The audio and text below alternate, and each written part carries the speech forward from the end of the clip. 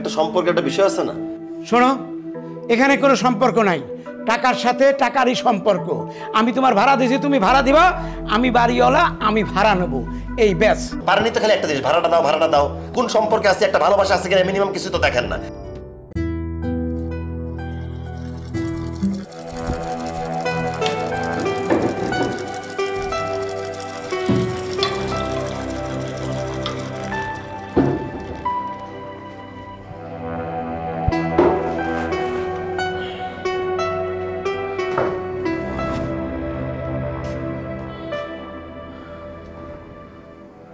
আমাকে দিয়ে হবে না, বুঝছো?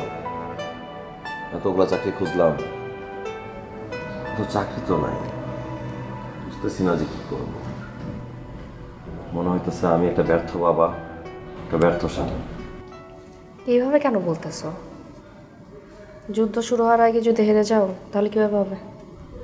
যেখানে যুদ্ধ জেতার কোনো সম্ভাবনা নাই সেখানে যুদ্ধ করে কি করব?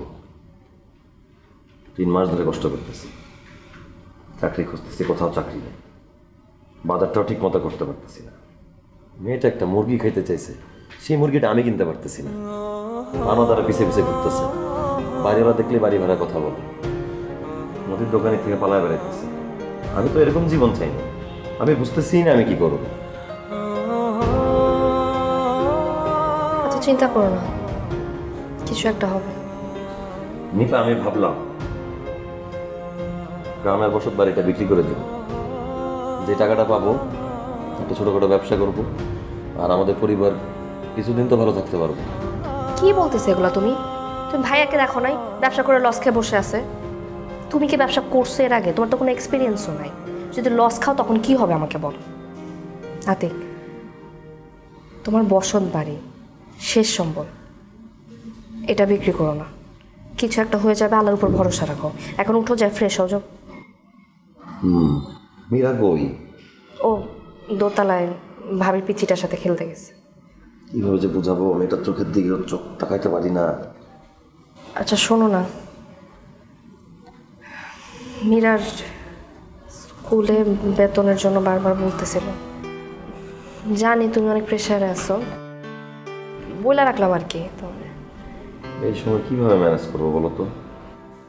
আচ্ছা উঠো, যাও খাবার দিই, ফ্রেশ হও। উঠো।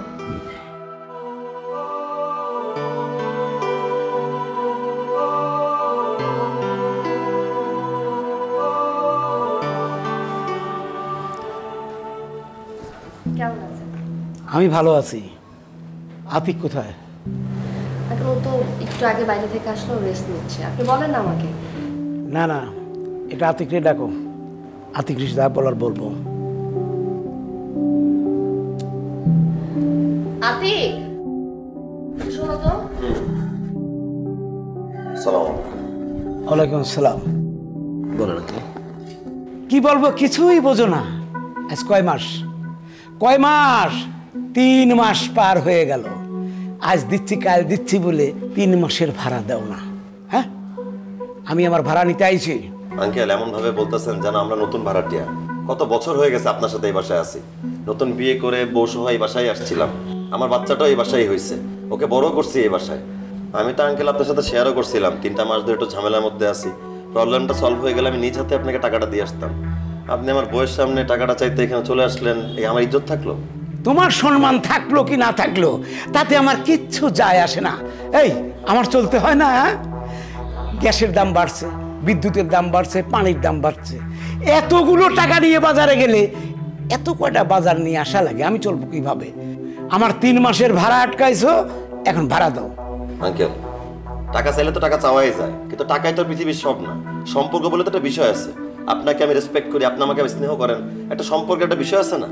শোনো, এখানে কোনো সম্পর্ক নাই, টাকার সাথে টাকারই সম্পর্ক।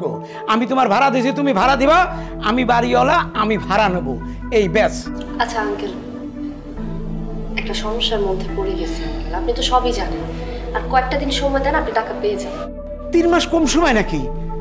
বহু সময় দিছে, আর সময় দিতে পারবো না। এখন টাকা দাও। পারেনি তো খালি একটা জিনিস, ভাড়াটা দাও।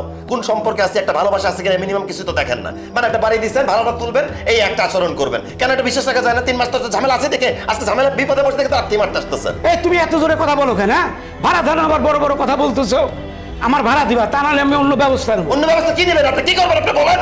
পুলিশ ডাকে ঘাড়ে ধাক্কা দিয়ে এক কাপড়ে বার করে দেবো। তুমি কি বলতেছো? তুমি শুনছো? সেটা কি পুলিশে দেবে? আমি কি কোনো আসামি, কোনো অপরাধ করছি যে আপনি আমার পুলিশে দিবেন আর জেলে থাকবো? কি এমন অপরাধ করছি? টাকা দিয়ে দেবো বলছি তো। এই ভাড়া দিতে পারেন আবার বড় বড় কথা। ঠিক আছে, কথাটা যেন মনে থাকে। আচরণ দেখছো তুমি তার? মানে তাহলে জেলের আসামি সে পুলিশে ধরা দিবে। আরে ভাই, এই মানুষ কি একটু বিপদে পড়ে না? 3 মাস পর আমি টাকাটা চুরি করে পালা যাবো নাকি বাসা থেকে? টাকাটা দিয়ে দিব।